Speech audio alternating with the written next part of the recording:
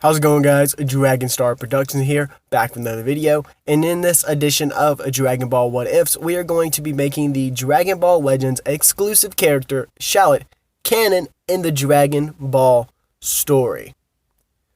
But before we jump right into it, we are also want to remind you to join the Discord. By joining the Discord, you have the chance to vote on polls to decide what the next What If will be. You have debate nights where you can debate me and other people.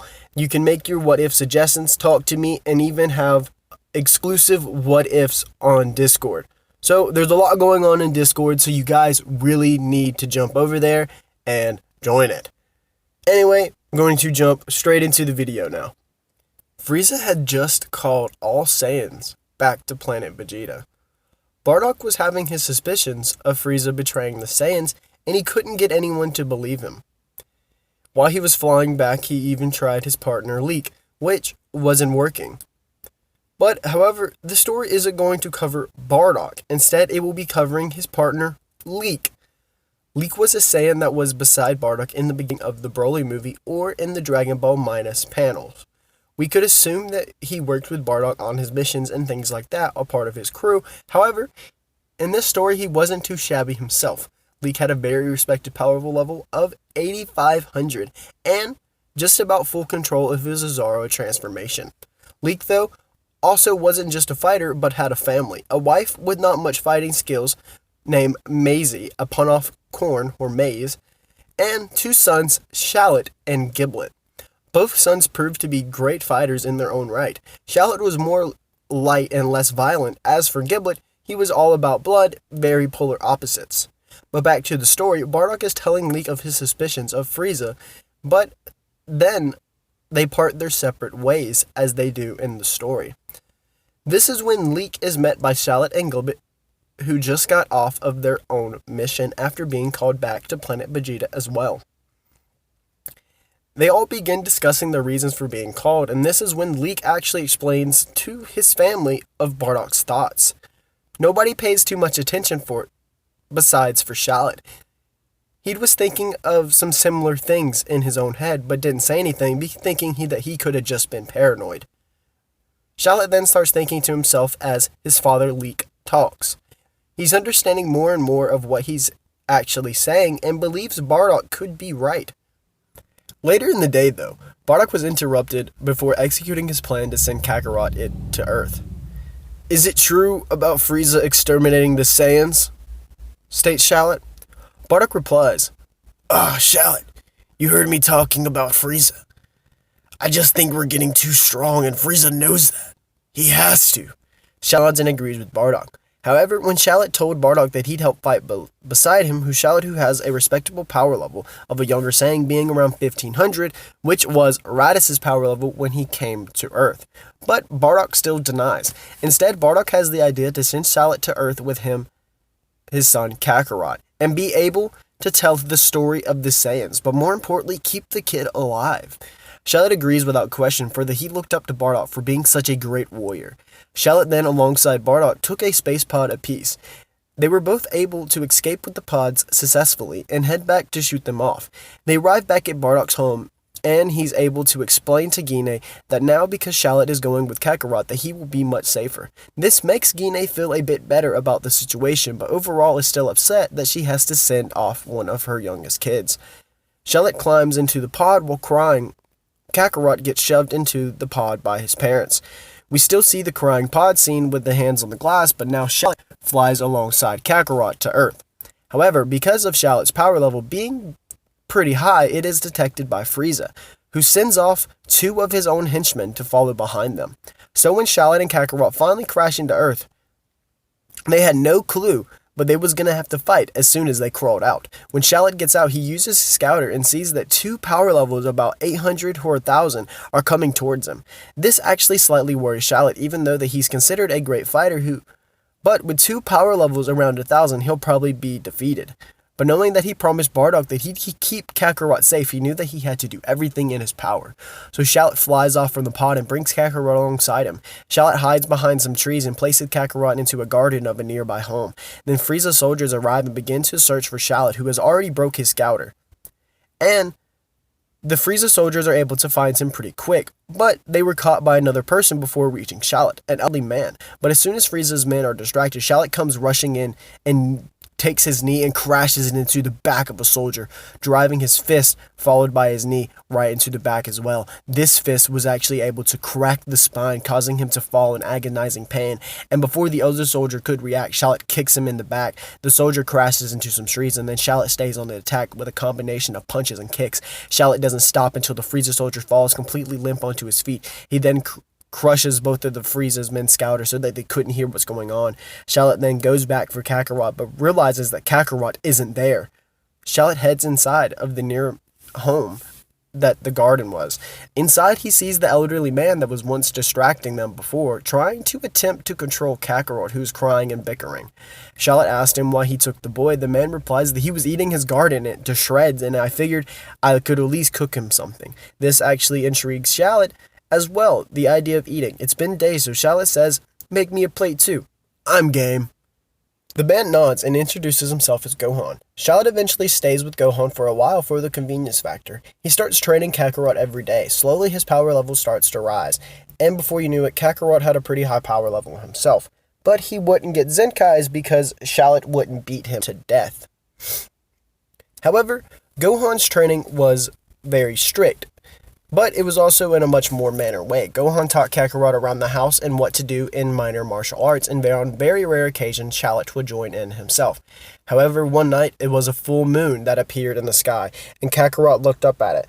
Shallot, who was out of the woods training and isn't able to catch Kakarot before he turned into the great ape Azaro form. So Shallot comes rushing back with his head tilted down so that he wouldn't turn into an Azaro himself.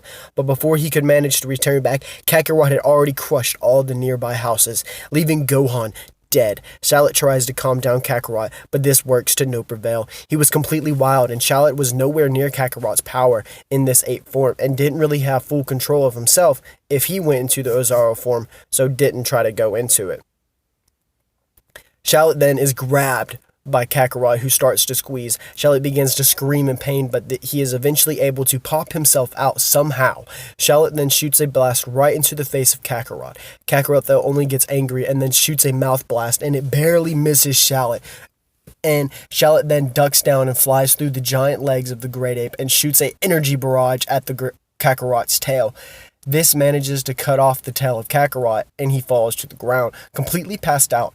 She is groggy from the ape form, squeezing him to almost death, drags Kakarot behind him, and leaves the destruction of what was just created.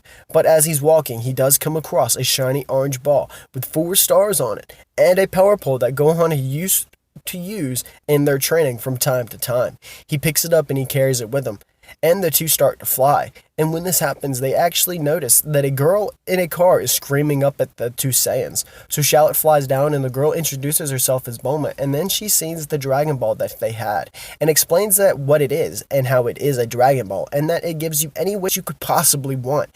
Bulma also adds that she already found some. This brings up an idea for Shallot, who asked if he can follow the girl and help with the search, because he knew that this girl somehow was able to get the balls, and she could possibly get more. Which Shallot isn't going to be quite as dumb as in Dragon Ball Legends game. The three went off on their search for the next Dragon Ball, but the night begins to come in front of them, so Bulma uses a capsule pod to get them out of the house to sleep in for the night. But the next morning, on the way to find the next Dragon Ball, they are caught by a turtle, who they help, and the turtle agrees to return a favor, and before he could swim back, Shallot just grabs Bulma, and Kakarot flew on their own, now learning earlier thanks to Shallot. They arrive on the island where an elderly man comes outside. They met Master Roshi. But this is where we're actually going to take a big old time skip. But I'll fill in some blanks. Shallot kind of leaves Kakarot to grow up and become stronger on his own, minus training with him.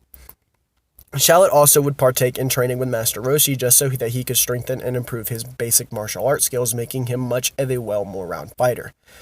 Kakarot, though, would still build the same relationships with Yamcha, Krillin, Oolong, and everyone else that comes along in the Dragon Ball story. The first time in the group collects the Dragon Balls, Oolong still comes along and wishes for a pair of panties.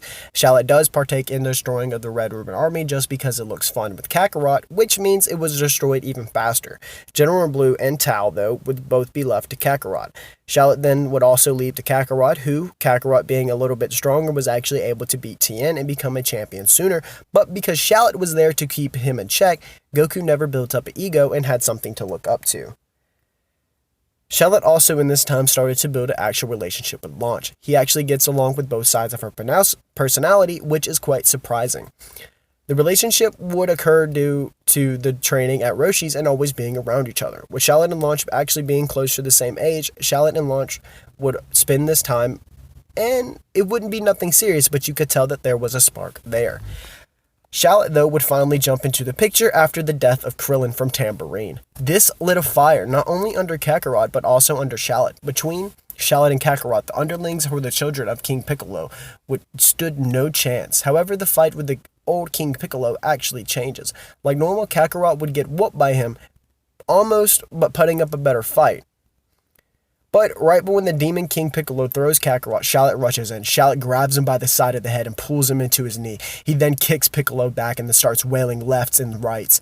Piccolo couldn't even move, however, Shallot would then finish off Piccolo. Shallot grabbed him by his arm and launched him into the sky. Shallot then starts to build in his hands a Kamehameha. The blast is even larger and biggest that any of the Z fighters have ever seen. Shallot blast was spiraling towards Piccolo, but right before the blast could reach the Demon King, he shot out an egg, releasing Piccolo Jr. without anybody seeing to continue his legacy. But then the blast would completely eat away King Piccolo, leaving him to completely nothing. After defeating the Demon King Piccolo, Kakarot and Shallot would then go up to train with Kami. However, when they arrive to the top, they are only interested in the one that beat King Piccolo, so Shallot. Shallot explains immediately to Mr. Popo that he would not train without the boy. So Kakarot has to still prove himself, which he can't, because Mr. Popo is much stronger than him. At least not right away, at least. He still is always on the top on the lookout, and they both have to realize that the gravity is a lot different, but Shallot is able to manage because of Planet Vegeta. Shallot, on the other hand, would actually be able to do the training with Kami immediately because he is already able to manage hits on Mr. Popo, if not beat him. However, this wasn't because of Shallot's control of Ki, just because of straight power level and speed. Kami would teach Shallot a lot about Ki control and much, much more, and would eventually come into play later. This would happen daily for the next 3 years until the 23 World Martial Arts Tournament, where Goku would enter. Shallot would actually be able to adapt in the air and training much, much faster, like I said before, because of Planet Vegeta. Shallot, though, would stop halfway through and help Kakarot get much, much stronger, so when it finally rolls around to tournament time, instantly when they arrive, Shallot and Kakarot feel Piccolo Jr.'s energy. They are shocked, but Shallot smirks. "Get ready, Kakarot. Looks like it'll be you two in the finale." Skipping straight to the fight now between Kakarot and Piccolo, Kakarot is much, much quicker and much, much stronger, now sitting at a power level of 400 and Piccolo Jr. only at 350. So, Piccolo Jr. is sweating against Kakarot, but right when Kakarot starts getting comfortable, Piccolo Jr. comes in with a cheap shot. This almost knocks Kakarot out of the ring, but Shallot yells, "Get your head in the damn fight!" Piccolo Jr. goes back in for the attack, but Kakarot slides out of the way and goes high into the sun. Everybody's lost of the eyesight because Goku isn't blocked by the sun, but Shallot. Shallot already seen this move before in training because Kakarot flies down head first. His head crashes into Piccolo Jr.'s, causing him to fall out of the ring. Kakarot would then celebrate his second tournament win and go off with Chi-Chi as Canon, separating himself from Shallot for the first time. Shallot then actually begins to talk with Bulma. He convinces her to create a training station similar to the gravity that was on the lookout. This means that Bulma is actually able to create a gravity chamber much, much sooner and for Shallot instead of Vegeta. But training wasn't the only thing that Shallot had on his mind. When it wasn't training, he was trying to launch one and launch, if you get what I'm saying.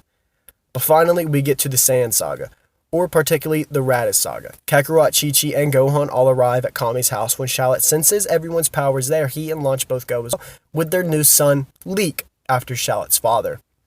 However, the party is soon crashed, except when Raditz arrives, he reads through power levels and he stops at the first one, it being Piccolo Jr.